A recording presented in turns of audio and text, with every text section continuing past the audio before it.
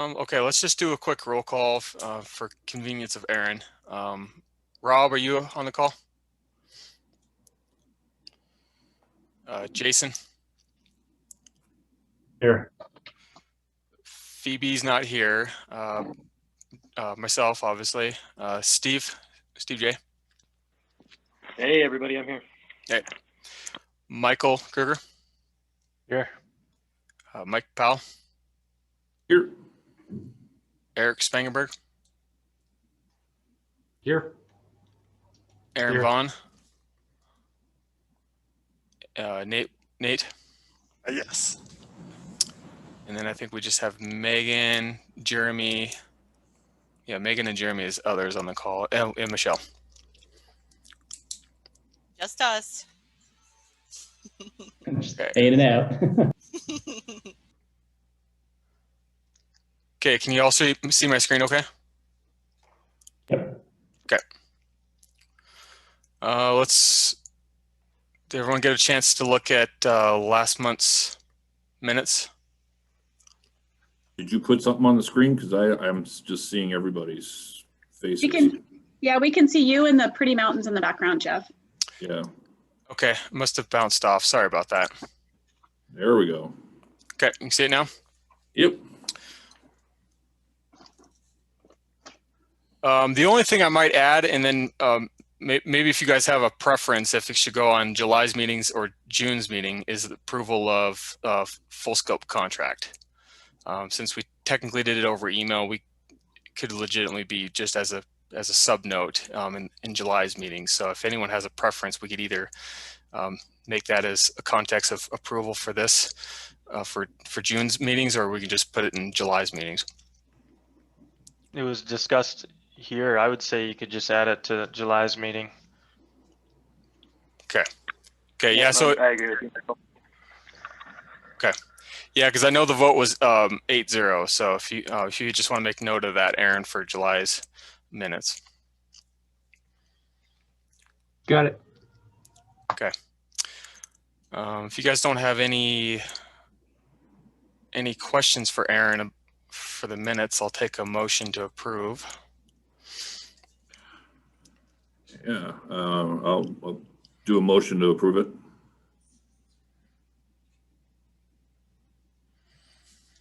And I can second it.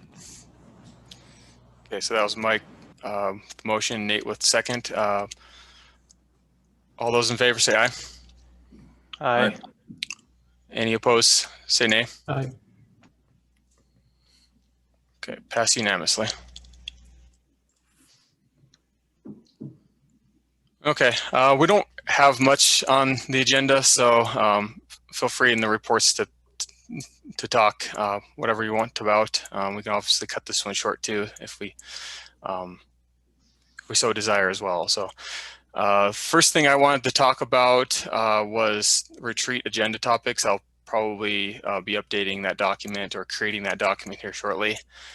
I think the only thing that particularly that I had on there that we were going to discuss were obviously the hybrid, or what to do with the conference going forward, whether or not to offer a hybrid option, particularly for this year or for 2022. And then legislation too. I know that was kind of a hot one going into 2021. Obviously they don't meet until 2023. So I felt that this would be a good time to talk about our presence in future legislations. And so that's it. And then I know this was kind of a topic a few years ago that I kind of liked, so I kind of put it on there, was kind of doing some breakout sessions maybe towards the end if we have time. Does anyone else have anything else that we should discuss at the retreat? Yeah, if you could throw that document out there to where we could edit it to, like you mentioned. Okay, yeah, I will. I just haven't created it yet, so I'm still kind of drumming up ideas. So. Yeah, I think for me, Jeff, too, I think,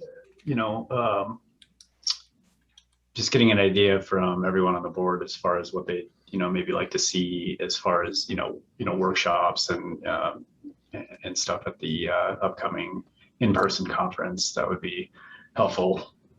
And here coming up, we'll definitely be meeting more often and stuff as the technical committee, but just within our board of directors, I'd like to hear from folks and just see if there's any thoughts or recommendations on those regards.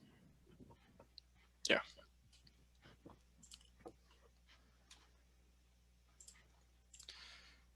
Yep. So that's a good one to discuss as well, because I know we're always looking for new ideas, new fresh ideas for workshops.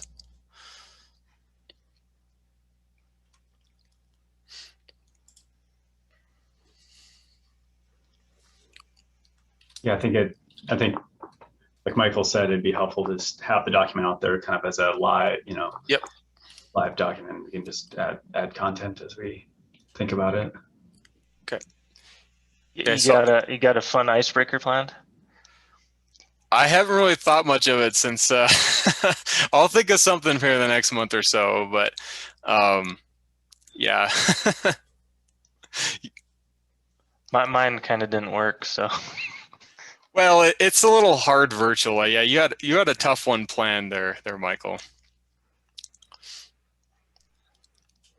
But yeah, I got a couple ideas that I might pull back out of the archives that were good when I was on the board. So we'll see.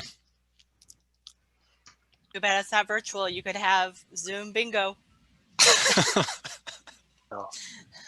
But yeah, Jason, in regard to the workshops, I would recommend looking at what we had planned for the in-person Missoula conference, and hopefully all the drone and LiDAR workshops can happen now in person.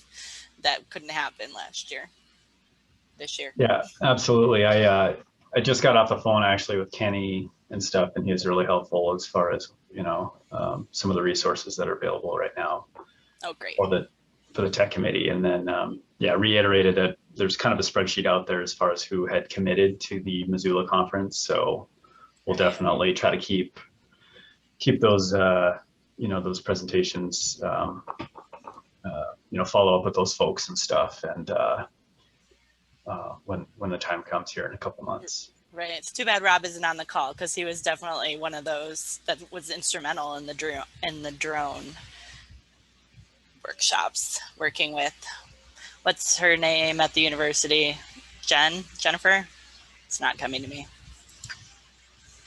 Jen Fowler? Yes, thank you.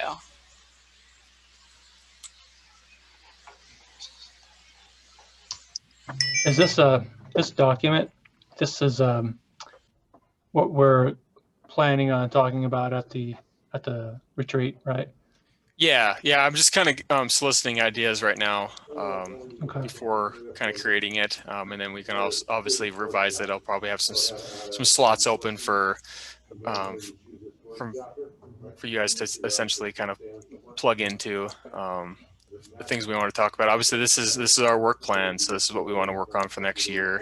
So goals and objectives, hot topics around the nation or around Montana, obviously, is something we could look for talking about. Yeah, it's all in the drive. We can just, and is it also invited speakers, like potential invited speakers as well? Or is it just mainly workshop ideas? Well, I think you might be getting that confused there, Aaron. So the retreat, I'm just essentially just talking about topics, and it's just what we discuss as a board. So really, yeah. I mean, in regards to the like the 2022 meetup, I thought that's sort of discussion of those sort of topics at the retreat. You're talking about potential people to invite for the conference for speakers. Yeah, I thought that might have been on there. I don't know. Yeah. I mean that kind of I don't know, that's probably more of a conference planning section of the board, or of MAGIP, but yeah. I was curious. Okay.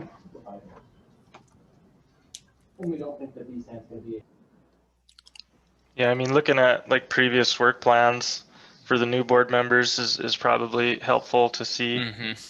You know, we could go down a rabbit hole of talking about the conference the entire day for sure, but you know, some of those other elements which have been tougher to do these last few years. Those old work plans are a good reference point too.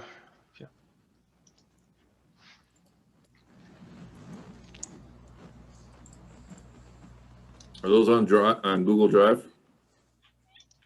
Yep. Okay. I can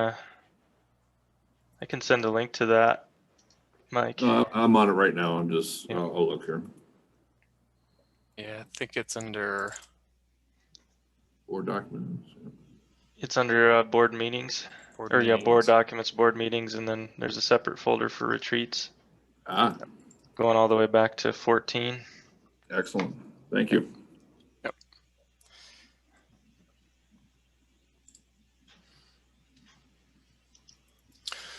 And Michelle, you're going to be able to make it, right? Yes. Yep. Because it was the latter part of, you picked the latter part of September dates. Yeah. Yep. Yeah. Yep.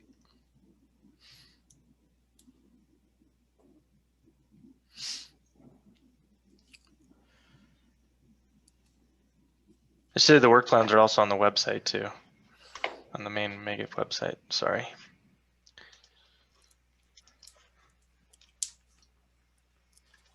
Yeah, I probably should get the budget up there too.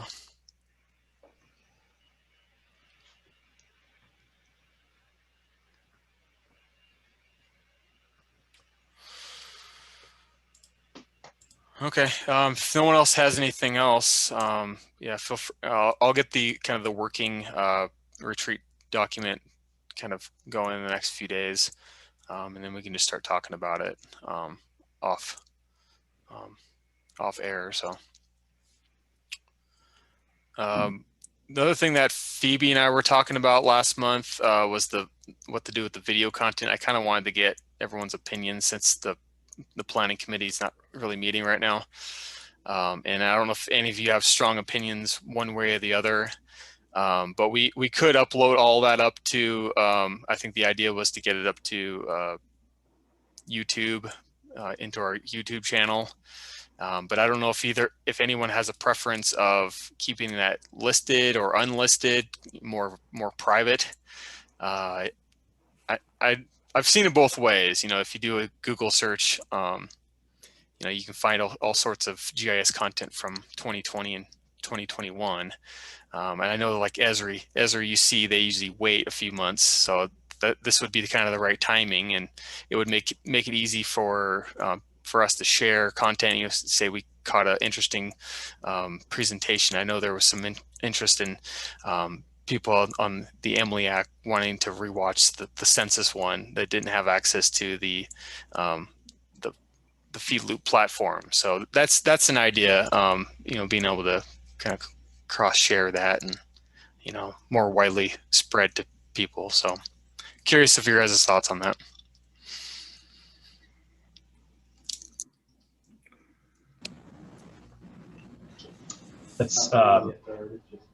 It's interesting, Jeff. I remember, there's been some conversation, I think, in the past too, about, you know, attending the conference, and then if you attend the conference, you have access to the videos and stuff, and that's more incentive to become a member and, you know, have that login and stuff. And then,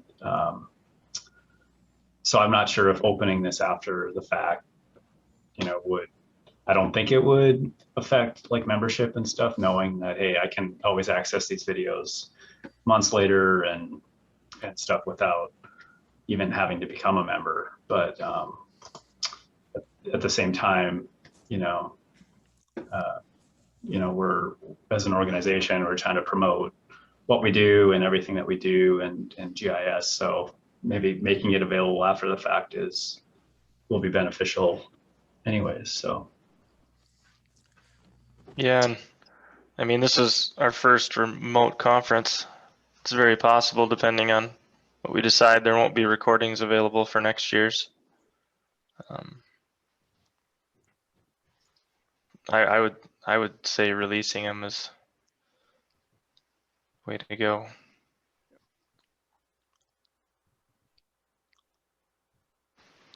Well, I definitely think we should get it out there. For sure. Yeah. I mean, technically, since if anyone that had registered for the conference still can log into the FeedLoop platform, I think I have multiple times. I think that's still active. Isn't that right there, Michelle? Yeah, it is still active. Yeah. So if people remember how to get into it, they click it.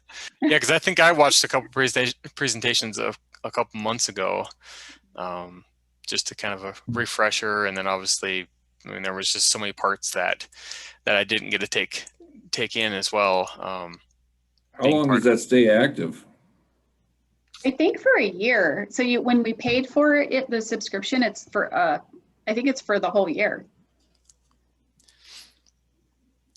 You know, it's just a matter of people. It's just a matter of people remembering their, Right. you know, their login and how to access it.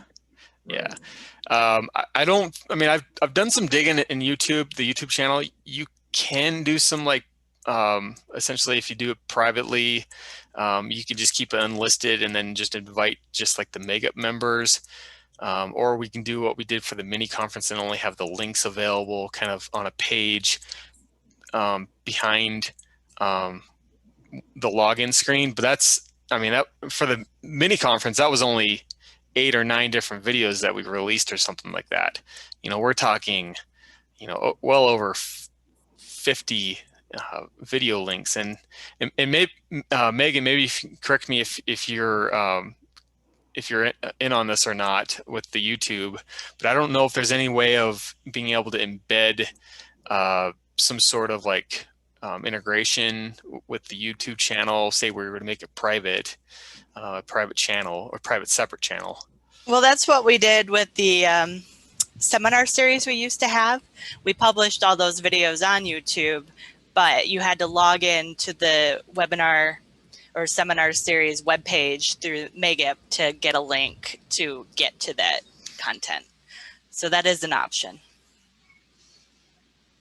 Okay. And so that was to like a separate channel. Is that what that is? Yeah. Okay.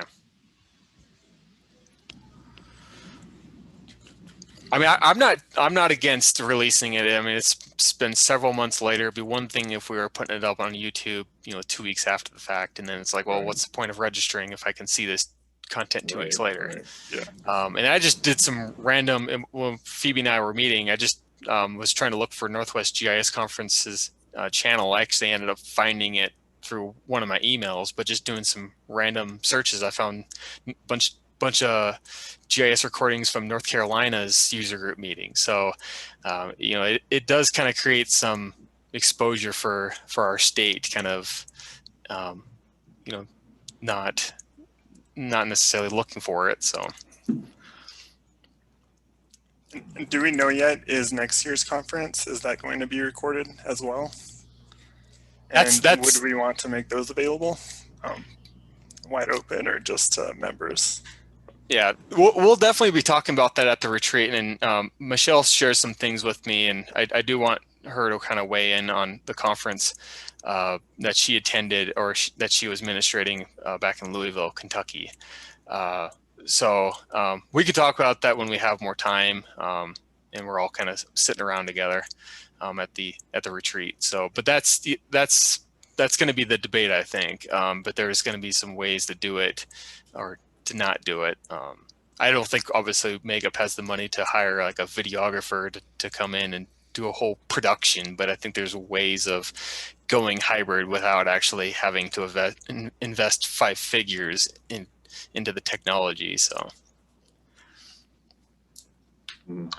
Yeah, one thing about leaving it open to the public after a while is you can also, it's a better way of advertising MAGIP membership on the same token.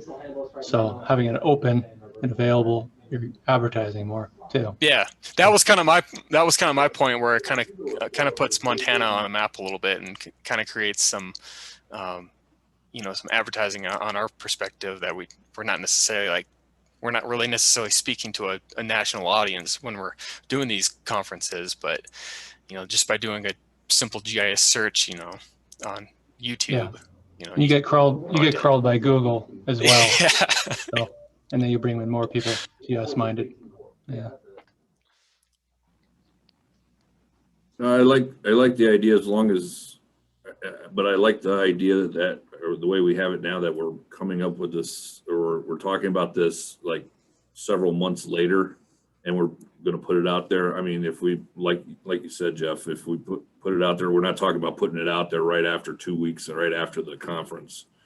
That, you know, after a certain amount of time, then I don't see a problem with getting it out there, you know, widespread and everything. And yeah, I mean, and it's obviously with the Esri UC stuff last year and this year, you know, I'll probably go back and rewatch a bunch of those videos. But it's nice to have access to that. You know, I think Esri leaves that up for several months on their platform. Be curious what they're going to be doing going forward as well. I think they've always offered the, you know, the video package to be purchased. I think it's like $500 where you can get everything if you're not going, or even if you are going, it's nice to review those videos. But I think this year they opened them up for free though, right? Or the last 2 years. They were just available like the next day. I think you have to be a maintenance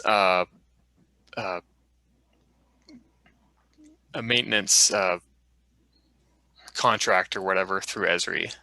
Yeah, license. Yeah, a maintenance license. So it's not like, you know, with my personal AGL account, it's not like I had free access to the UC if I wasn't hired at the state. So Right.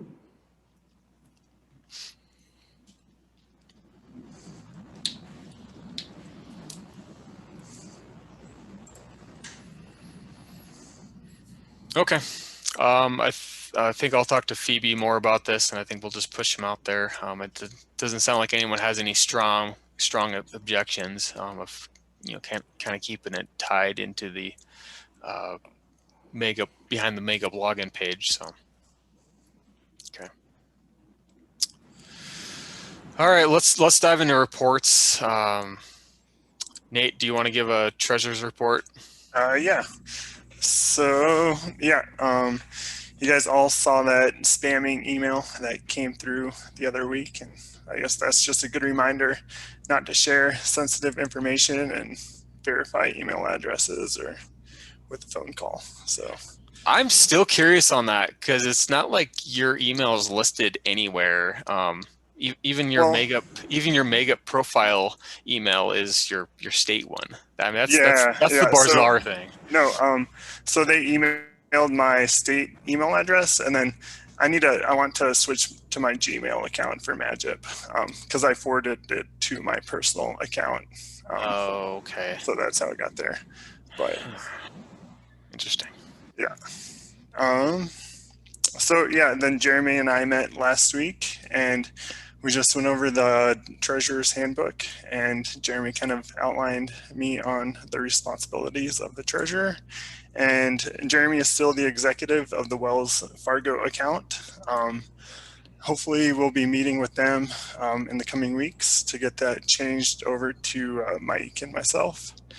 And once that happens, then I'll take some other steps, like updating my name with the Secretary of State and changing the account in QuickBooks in AffiniPay. And then I think this fall there are some subscriptions that need to be paid. So I'll be starting on those.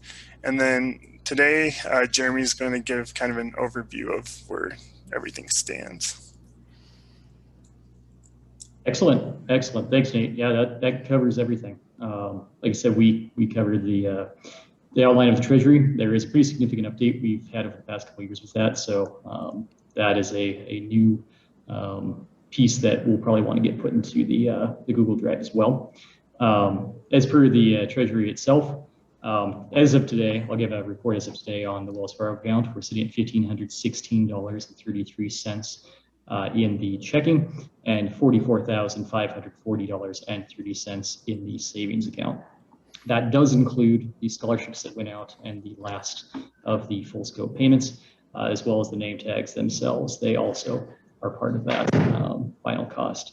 The last piece is just making sure that we get the executive transitioned over. Tim Costello with the bank in Helena is who I've been working with. I did shoot an email to, I believe it was last week, to Nate and I, as well as Tim, wrapping that up, asking him if we needed anything else. I had not heard from him, so I gave him a call yesterday as well. Still have not heard from him. If I do not, by Thursday or Friday, I'm going to start harassing the bank itself, maybe the one here as well, to see if I can get that moving along. I do know that Jerry and I had a round again this time frame when we were swapping, so I want to see this done before the end of the month. We should not go too much farther with this as is. But in the meantime, I still have control over the Wells Fargo account and all of those accounts that Nate outlined. As soon as we do that swap, he's set up and good to go. If not, I'm on standby to help out with that. So there we are. All right. Thanks, Nate, there, and Jeremy. Thanks, Nate. And thanks, Jeff. I don't think Rob jumped on the call since. So we'll just go straight into member development. Steve. Hey everyone, how's it going? Let's see, I have been working on starting to analyze the salary survey results. Jeff, is it okay if I steal the screen here? I can kind of. Yeah, I think you have powers to do so. Oh, you got to stop sharing your screen first, though. Oh, okay, go for it. All right, now let's try. Cool. All right, you guys see a bunch of graphs? Yep. Okay, cool. So this is kind of just the initial quick results from this year's salary survey. This is kind of the low-hanging fruit, just kind of getting my feet wet. There's tons and tons more analysis I could do. We'll just kind of see where it goes. But first thing I did was just look at just our raw counts of what types of jobs we have in MAGIP. GIS analyst by far was the most common response to the survey. You state folks were also the most popular to respond as well. I imagine that's just a result of more staff than most of those other agencies. Fairly normal distribution with salary, which is kind of nice to see. I know we bumped up this upper end. I'm kind of wondering if we shouldn't have bumped it up a little farther, but we'll be able to work with that. Stephen, if I could chime in, do you remember if you extracted those out of state outliers? I didn't. I've just been pulling raw data at this point. Okay. Yeah, we may want to do that for the. I haven't filtered anything yet. Okay. Yeah, because just so folks that aren't aware, we did get participants from like Alabama, Mississippi, just some and I think Colorado, one from California, I think, and it was kind of skewing that top end that we were noticing. So I think once we filter to just Montana folks, I think we'll have a much more normal distribution. Yeah, and I mean it's not completely not normal at this point. It's just a little higher on the tail end there. Yeah, but I think when you as professional, maybe we do want to show that people are making that higher end of the salary. But when we do the final report, we'll have all that separated out. There's some other kind of interesting, unique situations that I've included that will probably also get filtered out. Let's see, kind of the age range, what we'd sort of expect. No surprises there. This stuff was kind of interesting. Vast majority of folks are not GISP. Again, I don't know if that's maybe something we want to start promoting. I know there's some controversy out there about GISP. But Jeff and I talked a little bit about this, but we were pretty surprised at the number of no's on there. Again, same with the GIS certificate. Similar. And yep, we are kind of a male-dominated group or industry here in Montana. Now we'll go kind of looking at some relationships that I did. So because we used a salary range, because people are uncomfortable maybe sharing their exact salary, to get these averages, I just took the center point of those ranges. So there's a little bit of play with these numbers, but it gets us in the ballpark at least and gives us some ideas. Federal government, again, and this includes some of those out-of-state folks. So these may change a little bit as I keep going, but federal government folks were the highest paid. Tribal government folks were the lowest. I guess that's not real surprising. I found it pretty surprising that the NGOs were so well paid, much more than private sector. That could just be, again, a factor of who responded, though, to the survey. Let's see. Yeah, administrators, consultants, managers. Oh. Hey, Steve, Go ahead, Mike. is this is this report, well, I was just wondering, is it maybe, is it time sensitive or something, or is this could be something that we could all bring together and take a look at by the retreat and have a discussion about that, or, look into this more in detail by then too? Oh yeah. This will definitely go out to kind of everyone. Just kind of someone needed to take the reins on doing the analysis of the raw data. Oh yeah, sure, absolutely. Oh, for sure. Yeah. I was just wondering if this might be a topic. If this is going to continue on up until September, that we can maybe talk about this at the retreat as well. Oh yeah, definitely. I just kind of wanted to give some preliminary results. Yeah, absolutely. Yeah, I won't be able to make the retreat, unfortunately, but I'll work with Jeff and pass this all off to him, and he can lead that discussion. I think that might be one of those things that we want to come out of the retreat is maybe a final document, or at least framework for the final document.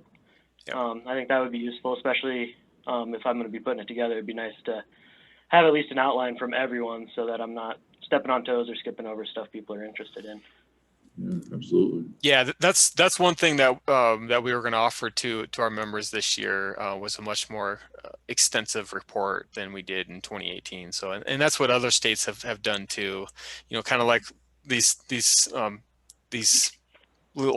later graphs that Steven's been showing with doing those overlays between two or more variables. So, and I think it's helpful for sure. Yeah. I didn't mean to interrupt. I'm sorry. Oh, no, that's a good question, Mike. Especially since you're kind of new coming on, to get the context and what kind of the 10,000 foot view is of it. So, just a couple more to run through. Pay by experience, again, no surprises. Same with education. This one kind of disappointed me. Is we're kind of, females are making about 90 cents to the dollar in the state of Montana in GIS. So maybe it's just me being a hippie, but I was kind of disappointed to see that disparity there. Yeah, it is. And then here's kind of an interesting, again, Jeff and I have been talking a lot about the GISP stuff, so it's kind of interesting to look at that as, GISP folks either previously or currently do make more money. So that might be of interest to our users as well. Yeah. So. Well, and I know Michael's organization, yes, it's private, but I've been seeing on some of their job descriptions where they prefer a GISP. And I don't know if Michael, if you want to talk to this or not, if you guys have like two different candidates that are very similar, would you take a GISP over a non-GISP? Does it sometimes come down to that? Yeah, definitely when our recruiters are, some of the resumes we don't see, if a recruiter gets like 30 applications and the job requires it or is asking for a GISP certificate and 25 of them don't have it, instead of me looking at 25 resumes, they would probably just send me those 5. Any way they can eliminate folks. So it certainly does play a role. The Esri certifications we sometimes list out too, but we just implemented here too a bonus program. Mm-hmm. If you pass your GISP certification, HDR, I missed that. Missed that when they implemented it, but I know. But I think more and more are going to do that. Like PEs get that, right? So they get like bonuses when they get their professional engineer. I think it's a good thing for our profession to have it, and I think Yeah. the exam further validates it as opposed to it just being that scoring system. It should be retroactive for you, Mike. You should be able to get that bonus. You're right. I'm gonna push that. I'm gonna push that harder. Appeal that. I'm curious too with the pay by gender, like how it will break out by experience level and same. Yeah, that's my next kind of steps. I'm gonna look at both benefits because we did collect benefit information, which I think would also maybe change some of the way we're looking at the data. And then break out these other categories into a little bit more refined results. I don't think you're a hippie, Steve. I think you're a human. Appreciate all your work on this, Steve. Yeah, great overview, Steve. Thanks. Really interesting to look at. It's awesome. So if you guys want to see the raw data, let me know. I can forward it along. Jeff has it as well. It's kind of messy to clean up, but it's pretty fun to look at. Yeah, another obviously it's a shocker, but the survey, some of the survey responses that go into the others, it's just like, well, you should have just read the responses up above. Like some of your answers would have just been followed just in one of the clicks up above. So it just kind of dumbfounded me. I think the ArcMap one was probably the most surprising. It's just like ArcMap is listed in one of the softwares, just like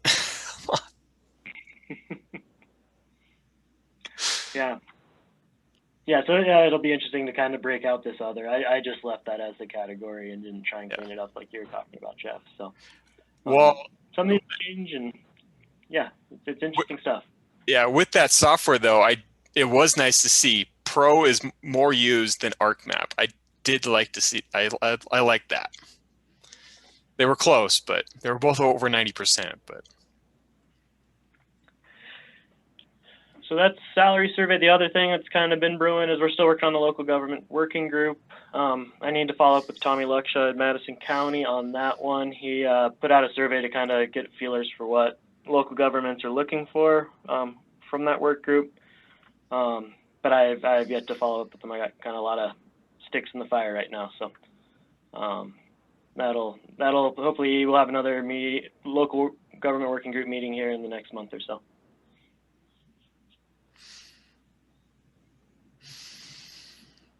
okay, appreciate it, Steve. And that's it. Okay, so Phoebe is absent. So Jason, technical. Yeah, thanks, Jeff. So I just had a nice meeting with Kenny, our previous tech committee chair, and he kind of gave a quick overview of some resources and considerations and stuff. So one question we had, this might be for Megan. A few years ago when Curtis was the chair, we purchased some hardware for the conferences. Do you have that hardware at the state library? You know I do. I would love to give it to you. Eric, remember when I came and got all the stuff? Well, he's busy with a client, I see. But I came and got all the stuff. Now I can give it all back. Are you talking like the laser pointers? And I think we had some stuff for the workshops. It's all the Ethernet cable too, Ethernet cables, and so we can hardwire all the computer labs. Yes. Yeah, that's boxes and boxes. Yeah. So we just wanted to confirm it's that that somebody has it, and we assume that you did. So yeah, thanks for that. But the tech committee will likely meet here within the next couple months as we gear up for the conference. I know we kind of have a timeline set, and even back in 2018 we realized really have to start planning very, very early for those workshops and stuff, and make sure that we get advertised kind of towards the beginning of the year even. So we'll gear up for that here, and either late next month or September. As a start, I did hear let's see, from Chris Larson, who had been a while. She works for, is it Health and Human Services, Department of Labor? Health and Human Services. PHHS, yep. Yeah, and stuff. And she, you know, being a cartographer, she's always been very interested in standards for cartography. And so she's kind of requested on the back end to see if we can get, you know, Esri or somebody to do a workshop on basic cartography and even potentially set it up as, you know, create some sort of a best practice for it. So it's been kind of interesting collaborating with her a little bit on it. I've got some resources, and we'll share a little more information at the retreat, but the tech committee will probably be, you know, reviewing that as well coming up. Let's see, next month I will, if we keep the meeting as scheduled, I'm going to be out of town. I just wanted to let everyone know. Okay. Be absent. And that's about it. All right. Thanks, Jason. Yeah. Megan, Webb. Nothing new and exciting here. Nate, did I hear you wanted to update your email address? Yes. Yeah. So let me know what exactly you want updated. If it's the email, if it's everything, and what it is that you would like to use, and I'll make that happen. Great. So yeah, the main things would be the MAGIP board email list, but we can also, I don't know if you have things from like the MAGIP listserv coming to your work email. If you want those, go to your Gmail. For the treasurer stuff, we can set up so that those things get forwarded to your Gmail. Yeah, okay. I think those would be the main things. Otherwise, yeah, if there's things you see, let me know. I imagine we'll start, as we get closer to the conference, start putting some more things out there. I don't know if there's a save to the date when we want to start doing any of that, but those are the big things that'll be coming up. That's a good point. Might be time. It's never too early to hope. especially for in person, everyone's gonna be so excited. Yeah. Okay. Thanks, Megan. Eric, I think you stepped away. Emliak. Okay. I think Eric's with another customer, so I don't think they've met anyway. So I think the only thing that I'm aware of from Emliak is they released the off-cycle PLSS grants, and that's going to be open through August 6th.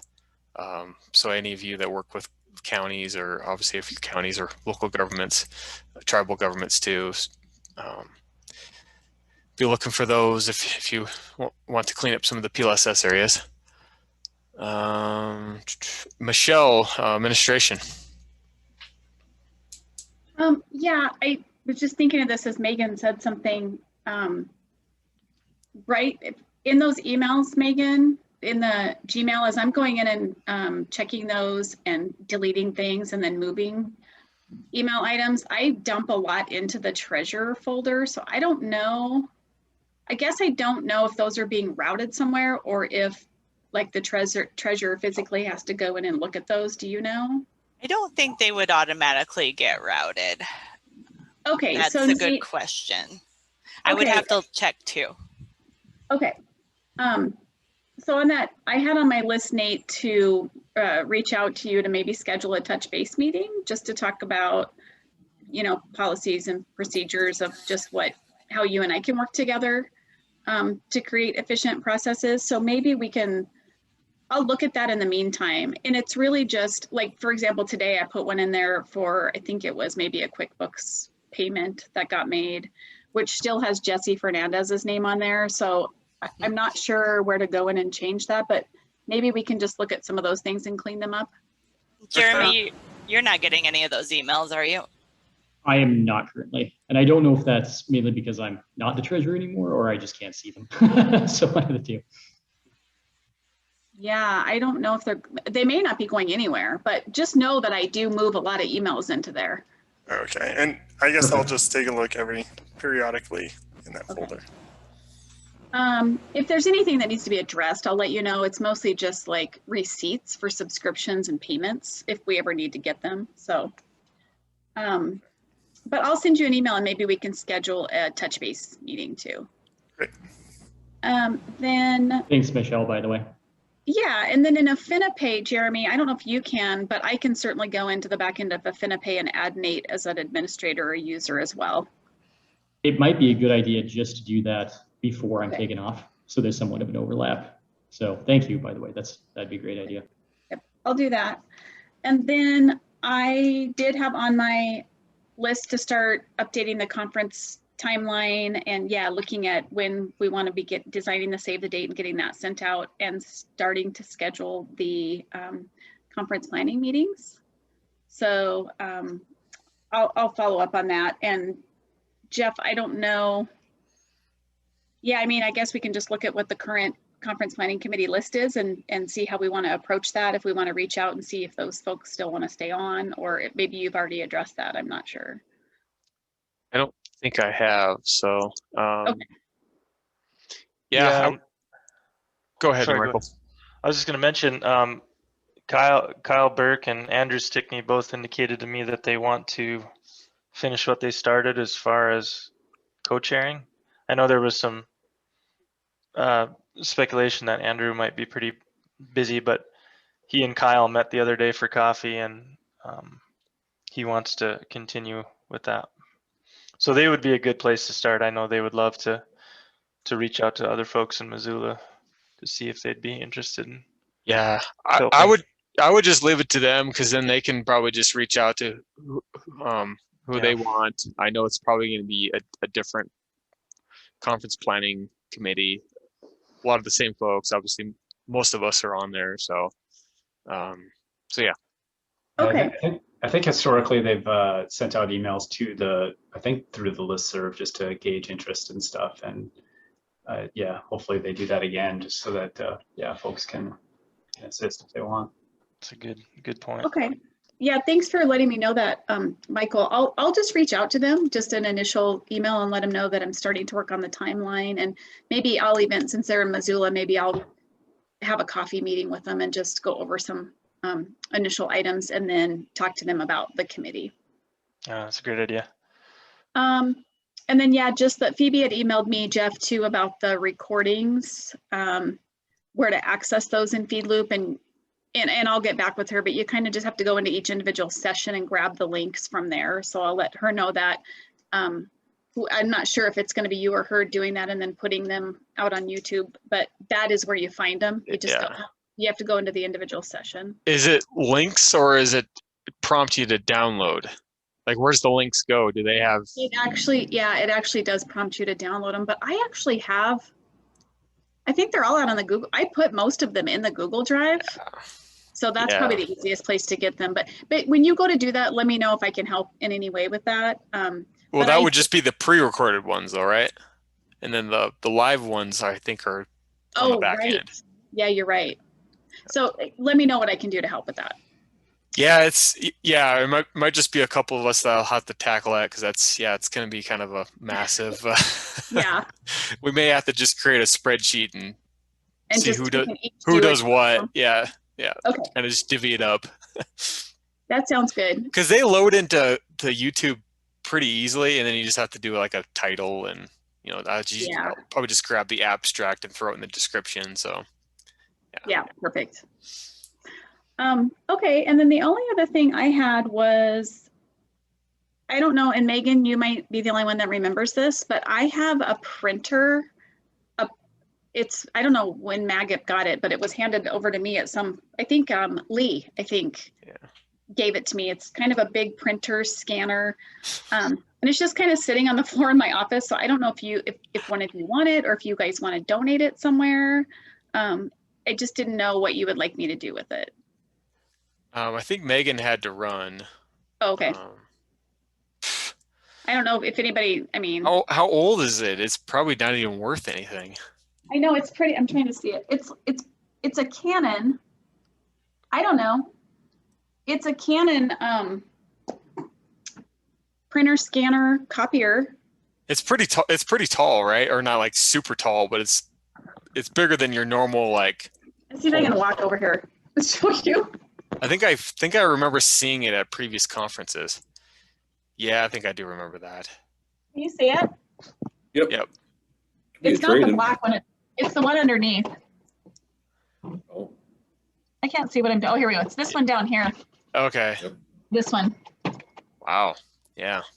Anyway, it's just big, and I don't use it, so I didn't know if you guys wanted, if one of you wanted it, or you want me to donate it, or if somebody else has someplace to store it. use it as a boat anchor. I know, it's pretty heavy. You probably could. I mean, I'd say just donate it. Like, it's. I was thinking maybe like Opportunity Resources or a school or something might want it. Yeah. Okay. All right. And that's all I had. Oh, wow. That's good timing. Right at 3 o'clock. So, does anyone have anything else? Nope. I will add the salary survey report to the retreat. I think that'll be a good topic.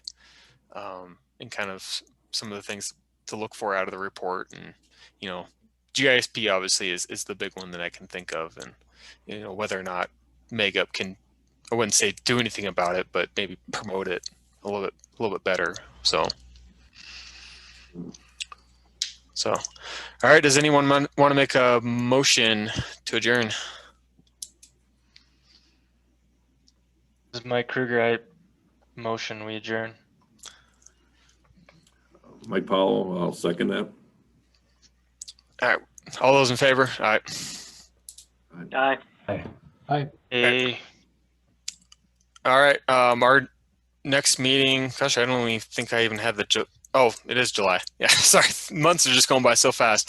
August 17th is our next meeting. And then we got the retreat obviously in September. And we can either meet real fast on Monday, or we can have our normal board meeting in September. We can probably decide that next month. So I've seen it done both ways, at the retreat or not. So. All right. Well, you guys have the rest of the good afternoon and the rest of the week. So. All right, stay cool. Thanks. Thanks all. Thanks, Jeff. Bye. Everyone. Bye-bye. Yeah. Bye. All right.